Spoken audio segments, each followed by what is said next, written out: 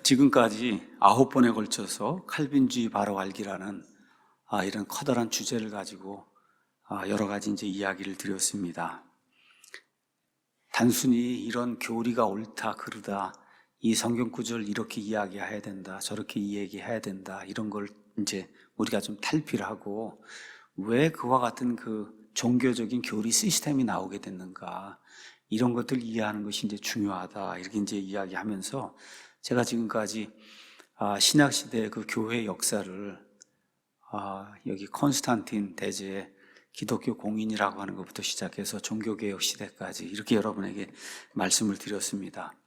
AD 313년에 소위 말하는 이제 기독교 공인이라고 하는 게 이루어졌는데, 이거는 정치와 종교가 혼합이 되는, 말 그대로 마귀의 작전이 이제 성공적으로 실행이 되는 이런 이제 사건이 돼서 국가가 교회를 지배하거나 아니면 교회가 국가를 지배하는 국가교회 아니면 교회 국가라고 하는 것이 시작이 됐다, 이렇게 말씀을 드렸고, 그 이후에 어거스틴이라고 하는 천주교의 이제 천자가 이제 등장을 해서 천주교 이 교리 체계를 이제 확립해주고, 이렇게 되면서 인간의 자유의지를 박탈하고 교황이나 성직자가 인간의 모든 것들을 좌지우지하고 교회가 좌지우지하도록 이렇게 만들면서 이런 일들을 위해서 구약시대 이스라엘이 신약시대 교회에 의해서 이제 대체가 됐다. 그래서 구약시대에 나오는 그 하나님의 왕국, 천년왕국은 그거는 교회를 통해서 이제 이루어지는 거지 진짜 왕국이 이 땅에 세워지는 게 아니다. 그래서 무천년주의라는 게 나오고, 전적 타락이라는 이런 교리, 왕이나 교황이 세상을 마음대로 다스리기 위해서는 인간의 자유의지를 박탈해야 돼요. 그 일을 위해서 전적 타락이라는 이런 교리를 만들어내고, 무조건적인 예정, 그거는 결국은 교회를 통해서 구원받는 거예요. 이 교회는 완전한 데가 아닙니다. 여기 이 세상에 있는 교회는. 그렇기 때문에 교회를 통해서 구원받는 기독교가 아닌 교회교라고 하는 것은, 그것은 하나님이 원하시는 그와 같은 이런 단체가 아니에요. 그래서 이런 시스템이 무려 1200년 동안 지속이 되면서 루터와 칼빈, 그 다음에 츠빙글리 시대까지 국가교회가 이루어져 왔어요. 그래서 칼빈주의 5대 강령이라든지 칼빈의 기독교 강요라든지 이런 것은 그 국가교회를 하기 위해서 성경을 조직적으로 그런 방식으로 풀 수 있도록 만들어 놓은 이와 같은 체제입니다. 말 그대로 종교개혁 당시에 제가 영국의 종교개혁관 이제 보여드리면서 유럽에 있는 모든 나라가 다 국가교회를 했다. 국가교회를 하게 되면 양심의 자유가 다 박탈이 되는 거예요. 자, 그런데 이런 그 1200년 동안에 이런 그 중세 암흑 시대에, 그럼 여기에 이 시대에는 그러면 성경대로 살겠다는 그런 신자들이 없었냐? 있었습니다. 여러 그룹이 이제 나타났어요. 자, 그래서 이런 사람들은 처음부터 국가교회를 반대한 사람들이에요. 뭐라고 주장했냐? 국가교회, 어거스틴이나 칼빈이나 이런 사람들은 국가교회는 신약 성경에 있는 예수님의 신약교회가 아니에요. 저와 여러분이 하는 거는 신약교회를 하고 있는 거예요. 신약교회. 이거를 놓치면은 지금 이 시대에도 구약식 교회를 하는 이것 때문에 그렇게 사람들이 고생을 하는 겁니다. 예수님이 그거에서 탈피하게 그렇게 우리를 만들어 주시기 위해서, 그래서 예수님의 교회를 세운 거예요. 그래서 예수님의 신약교회는 이런 교회가 아니다라고 하면서 국가교회에 이제 반대하고 신약 성경에 있는 지역교회를 해야 됩니다. 그거는 구원받은 성도들로 구성이 되고, 그 구원받은 성도들이 구원받은 표시로 예수님처럼 침례를 받아야 되는 이런 교회를 해야 된다. 이런 사람들이 곳곳에서 이제 나타나기 시작했어요. 자, 그럼 이들은 누구냐? 그냥 아주 간단하게 이야기하면 천주교에 의해서 이단이라고 불린 사람들, 그 사람들이 국가교회를 반대했기 때문에, 그래서 이단이라고 불린 이런 사람들이 성경대로 믿는 이와 같은 신자들입니다. 뭘 주장했냐? 국가와 교회는 분리가 돼야 된다. 유아 세례는 성경에 없는 거다. 구원받은 성도들만 복음을 이해하고 그리고 구원받고 침례를 받아야 된다. 이런 사람들만 교회 회원권을 가져야지, 유아 세례 받으면 교회 회원이 된다는 게 이게 말이 되느냐, 이런 것들이 이제 주장한 거예요. 그래서 이 그림 보면 프리프로테스탄트 디노미네이션스 이렇게 이제 돼 있는데, 종교 개혁이 일어나기 전에 여러 부류의 이와 같은 사람들이 1200년 동안에 이와 같은 그 중세 암흑 시대를 거치면서 곳곳에서 나타나기 시작했습니다. 말씀드린 대로 3세기경에 노바티안이라는 사람이 나타나고, 후에는 카타리라는 이름으로 바뀌었어요. 카타리는 카타르시스 뭐 이런 거 하면서 여러분 순수한 자라 이런 뜻이에요. 그 다음에 4세기 초에는 아프리카에서 도나티스트가 이제 생기고, 이 사람들하고 어거스틴하고 이제 논쟁을 벌이고 이런 얘기 여러분 아실 거예요. 7세기경에는 타우루스 산지에서 포울리시안, 사도 바울의 교리를 따라야 된다. 사도 바울의 교리가 신약교회잖아요. 그 다음에 12세기경에 왈덴시안들이 나오게 되고, 불가리아 이런 데서는 보고밀이라는 이런 사람들이 나오게 되고, 프랑스 남부에서는 폴리시안의 뒤를 이어서 알비겐시스라고 하는 이와 같은 그룹들이 나오고, 그 다음에 영국에서는 위클리프의 이런 추종자 아니면 후예로서 롤라드라고 하는 이런 사람들이 등장했어요. 자, 이런 가운데 저와 여러분이 꼭 기억을 해야 될 그런 무리가 하나 있습니다. 그거는 루터, 그 다음에 칼빈, 쯔빙글리의 그 종교개혁 시대에 비슷한 그런 그 믿음을 가진 그런 무리들이 등장했습니다. 여러분이 지도에 가서 보면 지도의 맨 왼쪽 끝이 영국인데, 영국에서 롤라드가 있고 바로 밑에 애나 베프티스트라고 하는 게 이제 거기 등장을 합니다. 애나 베프티스트. 그러니까 침례교인이라고 하는 베프티스트에다가 앞에 ANA, 애나가 이제 붙어 있는 재침례교도들이 이제 등장을 합니다. 여기에서 이제 메노나이트가 나오고, 또 그 다음에 영향을 받아서 영국과 그 다음에 미국에서 이제 우리가 보통 얘기하는 베프티스트 침례교인들이 이제 나오게 됩니다. 자, 그러면 이 모든 사람들이 이단 소리를 들어가며 화형당하고 익사를 당하고 사지가 찢어서 이제 뭐 죽임을 당하고 이렇게 피를 흘리면서 지키려고 했던 것이 뭐냐? 영혼의 자유예요. 영혼의 자유. 인간에게는 하나님이 어느 누구도 박탈할 수 없는 이 권리, 천부적인 권리, 영혼의 자유, 종교의 자유를 이 사람들이 이거 지키려고 노력을 했던 거예요. 그래서 천주교, 그 다음에 칼빈, 루터, 쯔빙글리, 영국의 성공회, 하여튼 이와 같은 그런 모든 국가교회, 그 국가교회가 인간들에게서 빼앗으려고 했던 게 뭐냐? 영혼의 자유예요. 이게 참 아이러니한 거예요. 영혼의 자유를 그렇게 미워하고 다 빼앗으려고 그러고, 인간에겐 자유가 없다고 하는 이와 같은 이론을 가지고 수많은 사람들 1200년 동안 말 그대로 들볶았던 겁니다. 지금 우리는 완전한 종교의 자유를 누리고 있어요. 양심의 자유를 지금 누리고 있어요. 신앙의 자유를 누리고 있어요. 그래서 오늘은 이제 제목을 종교의 자유를 추구한 분리주의자들, 미국 침례교인들 종교의 자유 획득함 이렇게 이제 잡았는데, 제목을 이제 제가 조금 바꿀 겁니다. 토마스 제퍼슨 종교의 자유 획득, 여기까지 이제 넣을 거예요. 자, 그러면 우리가 지금 누리고 있는 이 종교의 자유, 이걸 누가 언제 그리고 어떻게 이런 종교의 자유를 이제 얻게 되었는가, 이게 중요한 그런 그 내용이에요. 국가교회를 벗어난다고 하는 건 양심의 자유, 종교의 자유를 얻는 건데 이게 어떻게 됐는가. 그래서 종교개혁 시대 그 이전에 여러 부류가 있던 거, 이거는 나중에 이제 또 계기가 되면 말씀을 드리고, 이 칼빈, 루터, 쯔빙글리가 살던 이 종교개혁 시대 1520년 뭐 이렇게 된 그 시대에 누가 등장을 했냐? 재침례교도들이 이제 등장을 했습니다. 어디에 등장했냐? 스위스하고 독일하고 그다음에 네덜란드에 이제 등장을 한 겁니다. 이 재침례교회의 이 성도들이 주장한 내용은 뭐냐? 아까 그 지도에서 보여줬던 여러 그룹들이 1200년 동안 계속 줄기차게 이야기했던 거예요. 그건 뭐냐 하면 국가교회의 시민이 되기 위해서 시행하는 유아 세례는 무효라는 거예요. 태어나자마자 물 붓고 붓지도 않죠. 이렇게 몇 방울 뿌리고 그렇게 되면 결국은 천주교회의 시민이 되는 거예요. 국가교회의 시민이 되는. 이거는 무효라는 거죠. 이분들이 뭘 주장했냐? 복음을 이해할 수 있는 사람이 예수님을 믿겠다는 그 믿음을 고백하고 침례를 받아야 그게 성경적인 거다. 이분들이 그걸 주장한 거예요. 신약 성경을 읽어보라는 겁니다. 신약 성경에 명백하게 이렇게 돼 있지 않냐. 그래서 이 신약 성경에 나와 있는 교회는 이렇게 복음을 듣고 구원받고 예수님을 주인이라고 시인한 이렇게 구원받은 사람들만이 모여 있는 게 교회지, 태어나면 물 뿌리고 그러고서 이 교회 회원이 되게 하는 이런 것은 신약 성경에 있지 않은 그런 교회다. 그래서 이런 걸 하지 못하게 이제 자꾸 이야기하니까 국가가 개인의 양심의 자유를 억압하면 안 된다. 이분들이 이제 그거를 주장을 한 거예요. 그래서 복음을 깨닫지도 못하는 이럴 때 받은 거 유아 세례 있잖아요. 태어나자마자 받은 거. 그 다음에 성인들에게 물 뿌리는 이런 세례는 그거는 무효라고 주장을 한 거예요. 무효. 그러니까 어떻게 해야 돼요? 다시 받아야 된다는 거예요. 그래서 애나베프티스트의 애나는 다시라는 뜻이에요.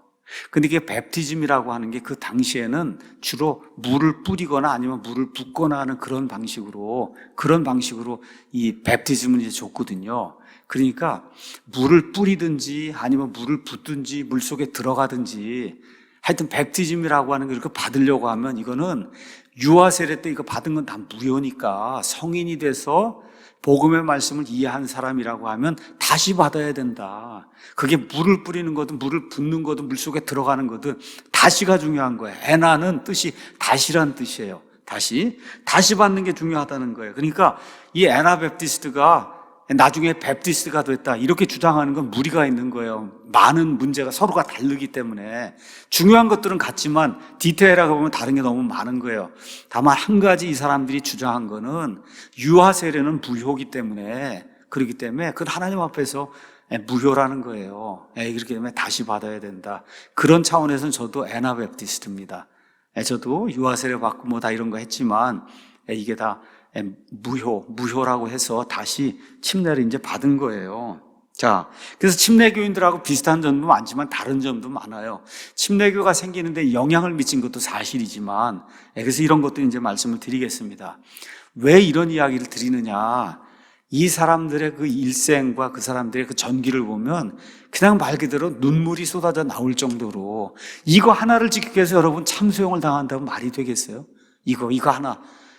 우리 양심의 자유를 가지고 복음을 듣고 이해한 사람만이 침례를 받아야지. 애기한테 물 뿌려놓고 그러고서는 교회 회원이 됐다고 그러고 하늘나라에 이름이 기록이 됐다고 이게 되겠느냐? 이거 주장하니까 어떻게 죽이는 거예요? 그냥 죽이는 거예요. 누가 죽여요? 쯔빙글린 이런 사람이 다 죽이는 거예요. 칼빈 이런 사람들이. 이런 문제가 이제 생기게 된 거예요. 자, 그럼 스위스의 이제 재침례 교도들이 스위스에서 어느 면에서 이제 공식적으로 처음 이제 시작이 됐습니다. 어느 시대? 종교개혁 시대에. 자, 이 그림은 참 제가 이제 재침례 교도 뭐 이런 거 해서 이름을 찾다 보니까 국민일보에서 침례교의 뿌리를 찾아야 되겠다 뭐 해갖고 4번 무슨 시리즈를 했더라고요.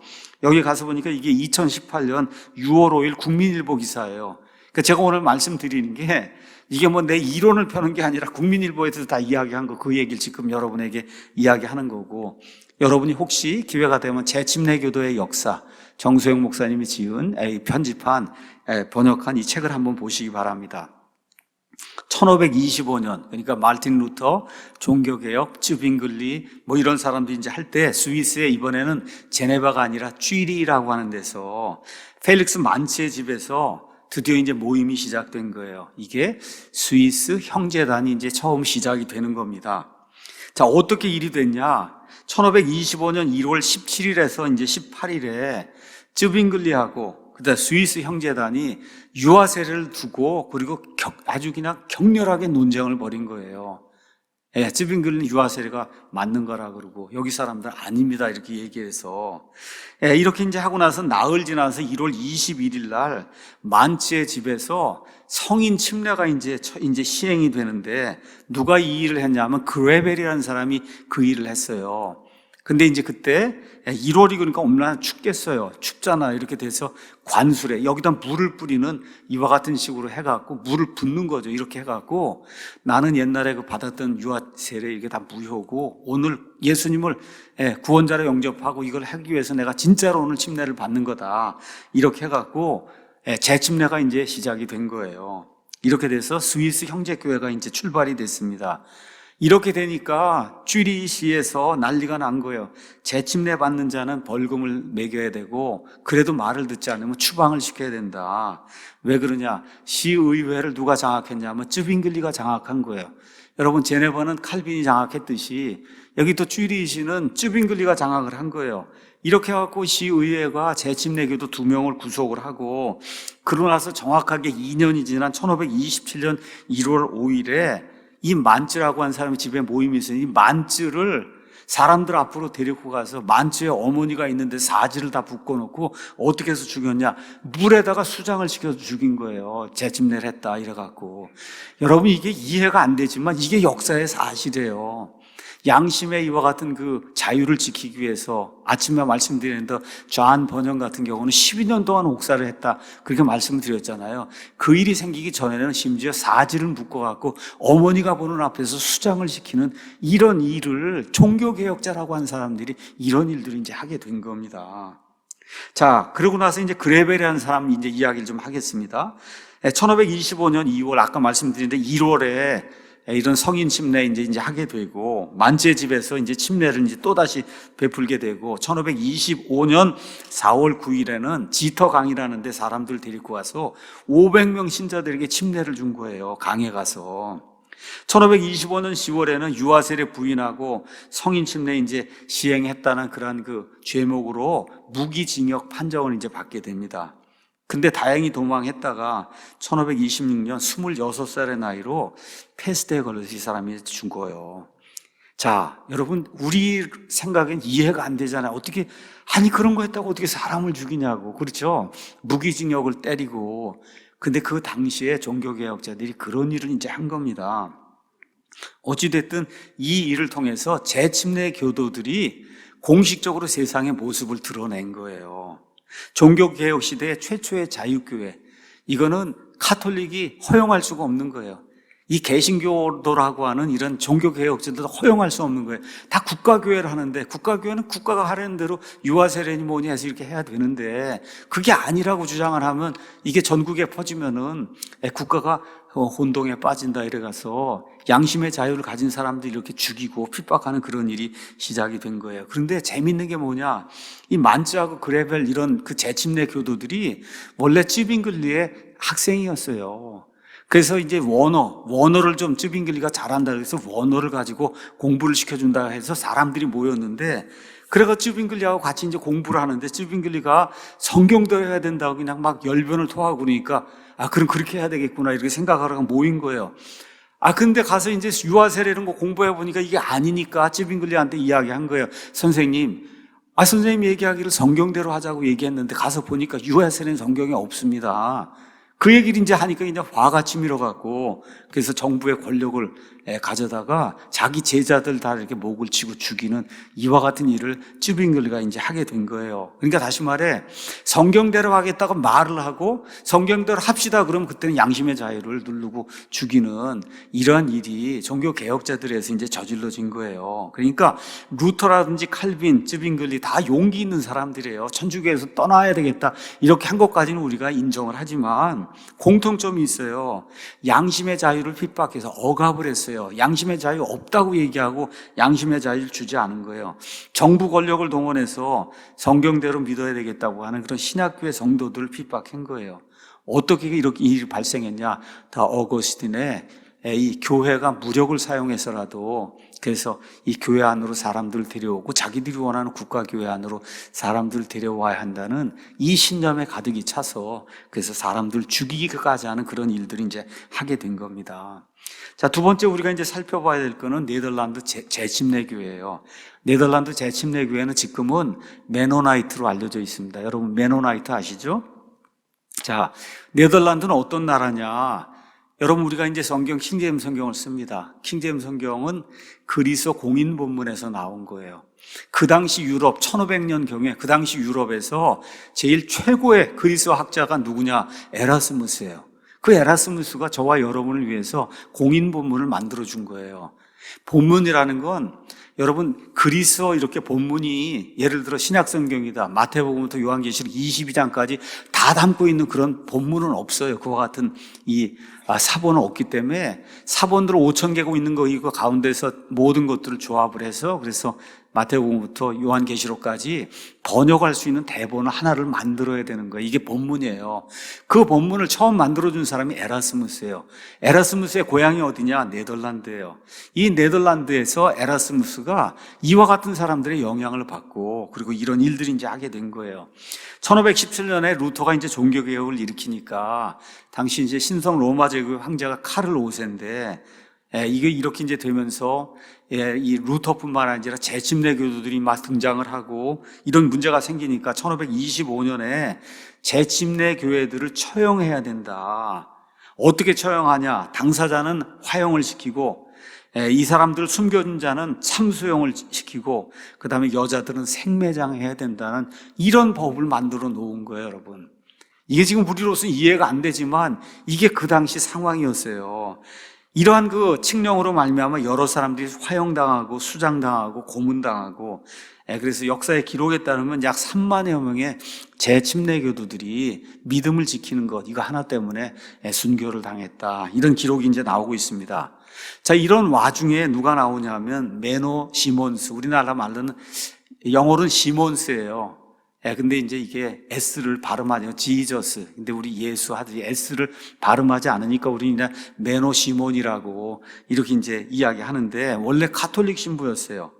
자, 여기 가서 보면 여러분 이름이 나오는지 모르겠지만 저게 제목이 캐톨릭 헤럴드 이렇게 돼 있어요. 근데 아마 제가 지금 저는 여기서 멀리서 보이지 않는데 거기 가서 보시면 이번 달에 이단자 이렇게 돼 있어요. 캐톨릭 교회에서 이단자를 쭉 소개하는 그와 같은 건 매거진인 것 같아요. 그 매거진에서 이번 달에 이단자가 메노 시몬이다 이렇게 나오는 거예요. 그러니까 가톨릭 교회에서 이단이라고 하면 저와 여러분은 바이블 빌리버구나 이렇게 이야기하시면 되는 거예요. 가톨릭 교회에서 이단이라고 지정하면 이거는 우리 입장에서는 성경 신자구나 이렇게 이제 이해하면 됩니다. 종교 개혁자들은 예외 없이 거의가 다 가톨릭 신부였어요. 그 신부로서 공부하고 교육을 받고 그리고 자기 스스로 연구를 해보니까 아니구나 해서 다 떠나오게 된 거예요.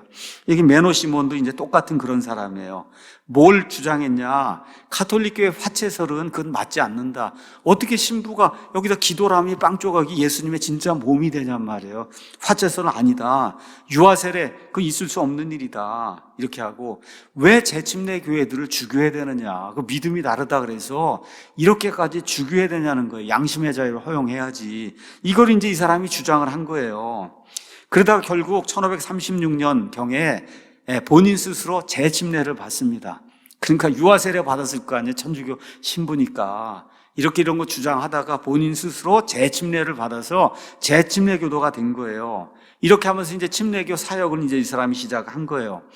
그러니까 가톨릭 교회나 이런 데서 그냥 두지 않죠. 이단자라고 하고 이렇게 하면서 막 이 사람을 쫓아다니면서 이 사람 복음 선포하는 거 반대하고 이렇게 이제 하면서 이분이 이제 침례를 주고 복음을 선포하는 그런 일들을 한 거예요. 다시 이야기합니다.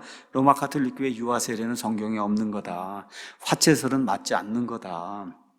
그 다음에 신약교회를 해야만 되는 거다. 신약교회, 국가와 교회가 하나가 돼 있는 이 국가교회는 이 신약성경에 있는 교회가 아니다. 이걸 주장을 한 거예요. 루터, 칼빈, 쯔빙글리 이런 사람들이랑 구약식 국가교회는 신약성경에 없는 거다. 이걸 이분이 이제 주장을 한 거예요. 그래서 가톨릭 사제지 그걸 1535년에 버렸는데 그래서 그 이후부터 1561년까지 25년 동안 국가와 정부의 추격을 받고 그리고 그 땅에 살지 못하고 추방당하고 이단 소리 듣고 이렇게 이제 하면서 이분이 곳곳에서 복음을 선포하기 시작했어요. 네덜란드 출신의 이분이. 그래서 일단은 복음의 말씀을 듣고 예수님을 개인적으로 믿어서 그래서 구원받고 하나님의 거룩한 성도가 되는 것이 신약 성도에게 이제 하나님이 요구하시는 거다. 그래서 이제 이 사람들 따르는 이 메노를 따르는 그런 사람들이 메노나이트라고 이제 불러준 거예요. 재침례 교도라고 부르지 않고 재침례를 이 사람이 받았음에도 불구하고 그 이후에는 침례를 주는 그런 일을 했는데 사람들이 메노의 뒤를 따르는 그런 사람들이라 해서 메노나이트라고 이제 부른 거예요. 그래서 그 메노나이트가 수천 명이 된 또 순교를 당합니다. 순교를 당해요. 그는 침례 교인이었어요. 재침례를 받아서. 근데 그의 후예들은 메노나이트라고 하는 그런 그룹으로 이제 남게 돼요.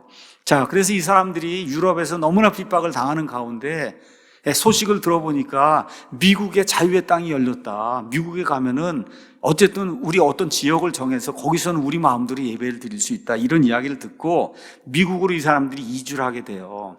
이 사람들의 일부가 펜실베니아 주로 이제 이동해서 저먼타운이라는데 여기에 가서 이제 거주하고 1717년에는 스위스 형제단도 도저히 스위스에서 우리가 살 수가 없다 해서 또 어디로 이주하냐? 미국의 펜실베니아, 버지니아, 오하이오 이런 데 이제 가서 사는 가운데 어떤 사람들이 등장했냐? 하면은 저런 아미시가 등장을 한 거예요.